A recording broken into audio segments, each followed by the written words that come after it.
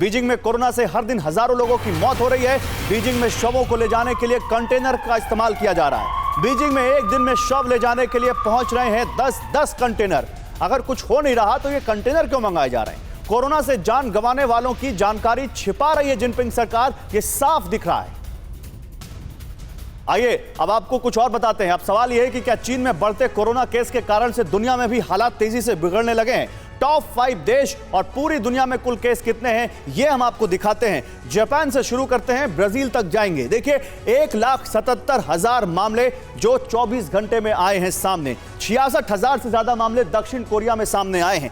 करीब 41,000 case France में सामने आए हैं। 21,000 से ज्यादा केस हांगकांग में आए हैं। ब्राजील में 12,000 केस करीब आए हैं। और दुनिया भर की बात करें तो 4 लाख के आसपास कंफर्म केस दुनिया भर में आ रहे हैं। डॉक्टर कॉल हमारे साथ हैं। डॉक्टर कॉल, 24 घंटे का तो ग्राफ हम दिखा रहे हैं, लेकिन आपने कहा था कि बीजिंग का या कहें चीन का केस कुछ और है। क्या केस है सर चीन का? ऑर्गेनिक फार्मिंग करेंगे तो सिर्फ आपकी ही सेहत ही नहीं बल्कि आपके पैसों की सेहत भी अच्छी रहेगी। ऑर्गेनिक फार्मिंग सीखनी है तो फ्रीडम ऐप को अभी डाउनलोड करो।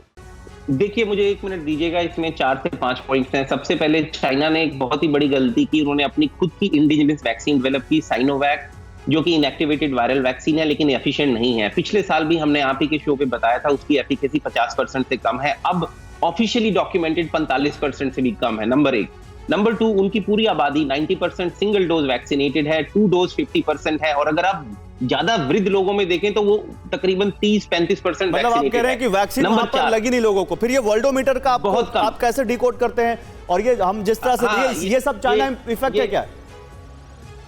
मुझे 30 सेकंड दीजिए क्योंकि आप समझ जाएंगे मैं क्या बता रहा हूं। उसके बाद तीसरा इशू ये आया कि चाइना ने अपनी पर्सन को जीरो कोविड पॉलिसी पे रखा। वो बहुत ही अच्छी पॉलिसी है, प्रोवाइडेड आप पब्लिक को एडिक्वेटली अच्छी वैक्सीन से वैक्सीनेट करें, जो चाइना ने नहीं किया। इस वजह से लाइव वायरस का एक्सपोजर कम हुआ, लोगों में इम्यूनिटी कम आई।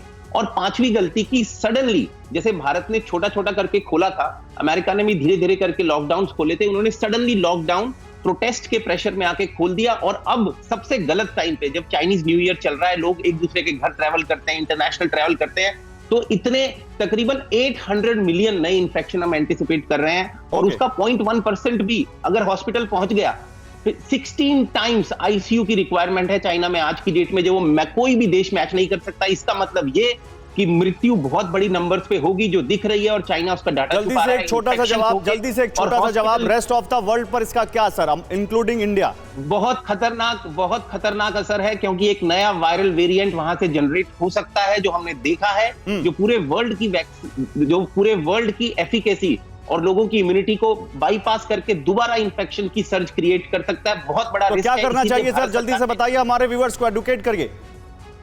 4 कदम। एक तो प्रॉपरली अपने आप को बूस्ट करें, वैक्सीन लगवाएं। नंबर 2, भारत सरकार से रिक्वेस्ट है कि पैक्सलोविड जो ये दवाई है जो 85% रिड्यूस करती है इंफेक्शन रेट और मोर्टेलिटी मोबिलिटी, उसको रखें।